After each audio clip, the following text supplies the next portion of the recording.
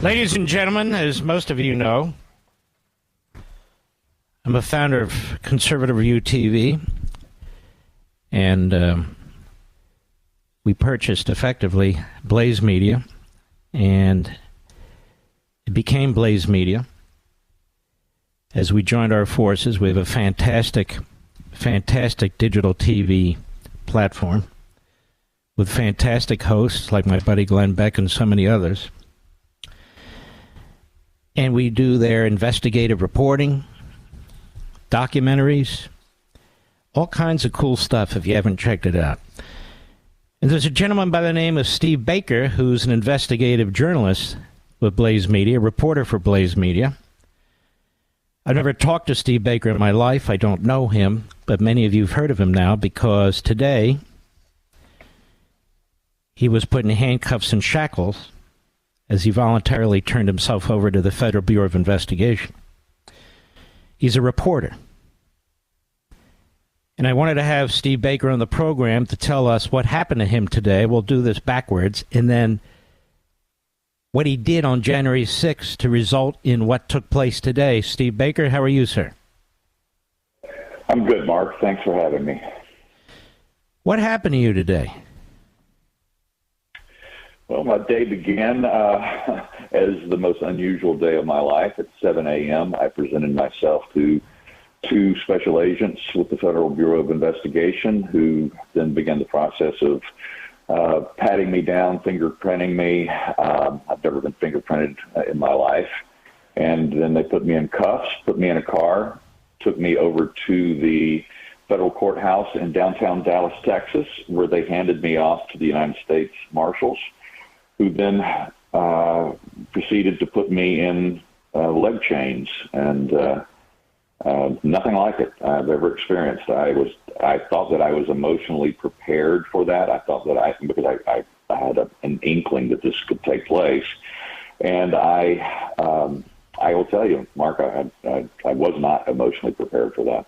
And just in the 5 hours or so that my life was literally in bondage and in a cage, I realized how important our liberty is. Were you brought before a judge? I was taken before a magistrate to basically it was the to have the criminal complaint read to me and to have the charges read to me, and then to make sure I understood all that it meant legally, and then to also have the probationary restrictions that I have to live under for the next several months until there's a trial or I take a plea deal, whatever the case may be. And after that, I was put back in the pen again, back in a cage where I was held for at least another hour while they waited for the paperwork, because there was no request from the government whatsoever to detain me. And so the U.S. Marshals certainly couldn't take the leg chains off of me until they had the paperwork from the judge verifying that they were not going to detain me. How old are you? I'm 63. You think you can outrun the U.S. Marshals? Well, the long reach of the law, I don't think so, but... Have you ever been charged with a felony before? I've never been charged with any crime before, other than a speeding ticket. Mm-hmm. But, I mean, anything major, you have an absolutely clean record, correct? 100%. And you've been a patriot supporting this country for a long, long time, haven't you? Yes, sir, I have. Mm-hmm. What happened on January 6th to warrant leg irons, handcuffs, being brought to the courthouse by the FBI and then the U.S. Marshals and sitting in a cage for 5 hours today? What caused all this? Well, I actually went to the Capitol to report on the event that was happening, the big rally that was called by the president at the time. And I went to the event with another writer of some esteem, somebody that you know, and that you're friendly with, and that once we arrived arrived in the morning of the 6th, we just did what we were doing. We were just observing. Now, I brought my camera. I bought a tripod. I bought a man-on-the-street microphone. I intended to do some interviews that day and then come home and we would write our respective stories.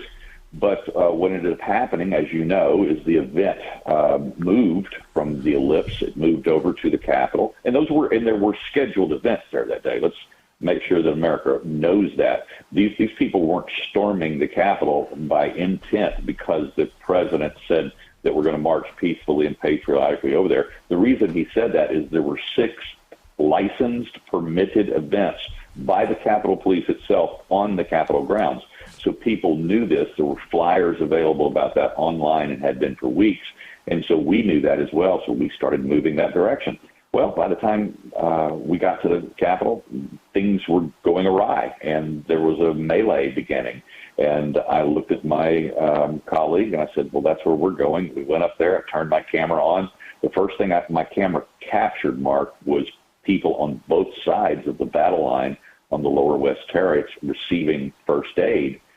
And from that point forward, for the next hour, I did my best to catch as many important images as I can. The story continued to move. This time the story moved up to the upper West Terrace, and then the story moved into and inside the Capitol itself. And myself, as did 60 other journalists that we have documented thus far, went in through open doors or breached windows and followed that story. But as it is right now today, the only journalists who have been prosecuted for entering that building that day, doing their jobs as journalists, have been those whose voice tends to lean towards the right as opposed to the left. Not one single leftward-leaning journalist has been arrested yet. So you were arrested, charged, put in shackles, put in jail for hours at a time because as a journalist you were following the group. You went into the Capitol building. Did you damage anything? Did you attack anybody? Did you break anything? No. In fact, my charges are the 4 basic misdemeanor charges that all of the lower-level defendants are having to contend with. There's only one charge that has any merit whatsoever. It says knowingly entered and remained in a restricted building or grounds without lawful authority. So, Stephen Baker, let's pick up with the 4 charges against you. Tell us again what they're charging you with, and that one in particular that you wanted to highlight. Yeah, the first charge is knowingly entering or remaining in a restricted building or grounds without lawful authority. The second charge is disorderly or disruptive conduct in a restricted building or grounds. The third is disorderly conduct in a Capitol building. It seems like a little redundancy there. And then the final charge is parading, demonstrating, or picketing in a Capitol building.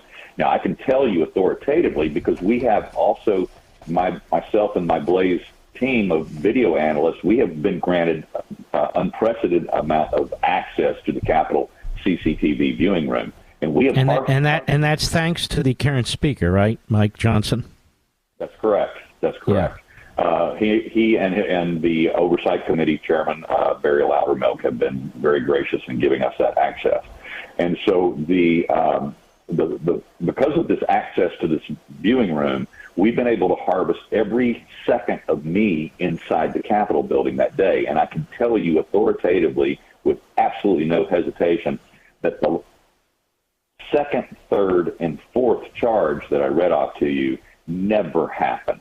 I never picketed. I never paraded. I wasn't wearing any Trump gear. I wasn't wearing any political paraphernalia of any kind. I committed no disorderly conduct in the Capitol building of any kind.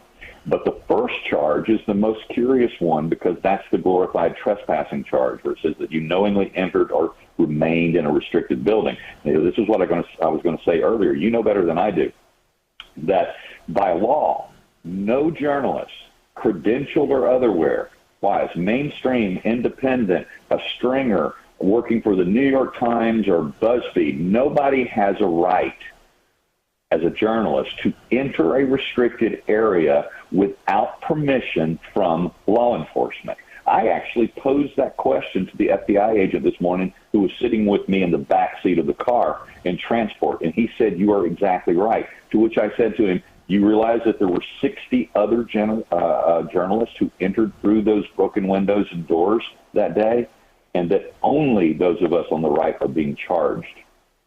And he said, "Well, that's not good." Did it seem like those FBI agents really wanted to do what they were doing, were sort of motivated and energized by what they were doing, or they just were walking straight ahead? Well, the first thing that I did is I shook their hands. I defied the AUSA, the Assistant U.S. Attorney's instructions for me to show up in, and I'm not kidding you, this is an email to my attorney. They gave me the instructions to show up this morning at 7 a.m. in the cold in shorts, a T-shirt, and flip-flops. Obviously, Wow. The inference by that was it would be easier for me to change into my orange jumpsuit and to put on the leg chains. But I defied that. I showed up in a suit and tie. And, of course, obviously, before we entered, I had to take the tie off, the belt off. I had to take the laces out of my shoes, but they did allow me to remain in my own clothes. When they started the pat down inside, I actually started asking them questions about how many misdemeanor offenders do you actually put through this in a day? And they mumbled something. And then I said, well, let me be more clear. I said, does the FBI usually deal with misdemeanor offenders? And the answer, of course, to that, Mark, is they never have in the history of the FBI until January 6th. Mm-hmm. And the judge, so-called judge, how did the judge treat you? The judge was fine. He was just there to read through my charges and read through my restrictions and clarify from the government that there was not going to be any request for them to detain me. And he was an older gentleman taking his dear old time. He could have done it in about a third of the time that he spent. But he was fine, and after I was put back in the, as I said earlier, after I was put back in the cage, it took about an hour for him to get the paperwork to the marshals so that they could release me. Mm-hmm. You have a family? I have two grown children, and they are proud of me. They were following this all day. It was trending on Twitter. I've never trended on Twitter before until today. I certainly would not be the reason I would want to, but they were following it all day. And when I got my phone back and could receive my messages from them, they said, "Dad, we love you, and we're behind you, and you're the guy for this time." Mm-hmm. And did they place travel restrictions on you? What kind of restrictions? Well, the only one of any significance is that they are going to, I do have to give up my firearms. But unlike most of the January 6th defendants, because my job takes me about 50% of the time to the Capitol, to D.C. itself, with most of the investigations that I'm working on right now take place in D.C. And so we were expecting that they would put that restriction on me, because they've done that to 100% of the other January 6th defendants that did not live in the district, have been restricted from going to the district. And we expected that, and my attorneys were salivating over the opportunity to fight that. But as it turned out, I guess the government thought that went through and said, maybe this is a fight we don't want, because he does do his job there. And they did not put that restriction. Otherwise, I don't have any restrictions on my travel except for out of the country. I just have to notify anytime I leave town. I have to notify them where I'm going. Did the judge know that you're a journalist? This was never brought up in court today. It wasn't that type of hearing, so he was not notified of that by either my attorneys or by the government. But the government knows you're a journalist. Yes, of course. And I'll tell you, this is really interesting. Do you know that when the FBI did and scheduled my first appearance, or my first interview back in July of 21, they had to abort the first scheduled interview because they were interdicted from D.C., from their higher-ups. They got a phone call and said, "You can't interview him. He's a member of the press." we have to get permission from the Office of the United States Attorney General, written permission to actually interrogate or interview a member of the press. And so it took another 2 or 3 months before that proffer agreement was negotiated between my attorney and the U.S. Attorney General's office for me to do my voluntary interview. So the Attorney General of the United States, having worked for one, obviously knew of what was taking place here. His staff, his underlings were involved in this negotiation, correct? That's correct. Mm-hmm. And so I assume your attorney raised some First Amendment issues and so forth, and yet that wasn't persuasive enough to get them to back off fully, was it? No, it wasn't. As a matter of fact, when they first threatened me with prosecution, it was in November of 21, and the first email we got from the Assistant U.S. Attorney, Anita Eve, out of Philadelphia, she said and informed my attorney that her client, meaning me, or his client rather, would be charged within the week. That's an exact quote. And then she also said that I was going to be charged with interstate racketeering. And the reason that we... Well, I was going to be charged with interstate racketeering because my work, my videos, had been licensed to news services all over the world. My videos have been used in the HBO documentary, New York Times documentary, and a dozen other documentaries, including, as I said, news reports. But what does that have to do with racketeering? Well, that was the inference is that somehow I knew that there was going to be an illegal activity in D.C. that day, and I deliberately drove from my home in North Carolina across state lines to D.C. in collusion with other people for the purpose of making a profit off an illegal event. Boy, that is a stretch. That's just unbelievable, and they do this all the time. Now, obviously, they did some research on the Blaze. Obviously, they know I'm involved in the Blaze, and Glenn Beck and some other prominent, if you don't mind, conservatives are involved in the Blaze. Do you think that's one of the reasons they decided to pick on you? No, the reason they decided to pick on me, Mark, is because I have done more damage to the narrative of January 6th than any other investigative journalist so far with the stories that we have revealed through the Blaze in the last several months. That's an excellent point. So just to push back against this effort to silence you and intimidate you and, frankly, to imprison you, if people want to read your work, this information you just talked about, exposing what took place on that day, where do they go? They can go to theblaze.com/truth. The Blaze has actually set up an actual landing page with all the links to all of my articles, all of my videos related to our investigations into January 6th. So it's blaze.com or theblaze.com/truth. Mr. Producer, please put that up on all our social sites, because we're not going to be silenced. We want to look at your work.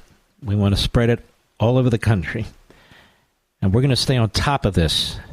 Steve Baker, a Blaze Media reporter. I've never spoken to you before, have I? No, you haven't. And I really am thankful and appreciative that you would have me on today, Mark. No. We're thankful for you. What's being done to you is horrendous. The police state is completely out of control. They're trying to put a former president in prison. They're trying to destroy all the lawyers who represented Donald Trump at any, litigation whatsoever. They're trying to destroy them, take their licenses away, prosecute them. These are very dark, grave times in the United States of America. And whatever I can do to expose it and what they're doing to you, who gets caught up in this, and so many other people did, is very, very important. So we'll keep monitoring this and make sure Tyler keeps me informed, okay? Fantastic. We will do that for sure. Now, are you having to raise legal fees? No, I'm not. I've actually been quite blessed. I have a team of attorneys who believe in this cause, that have been following my work. Some of my work has assisted them in some of the January 6th trials. And as a result of that, I've actually had to turn down legal assistance from those who have been wanting to join the team.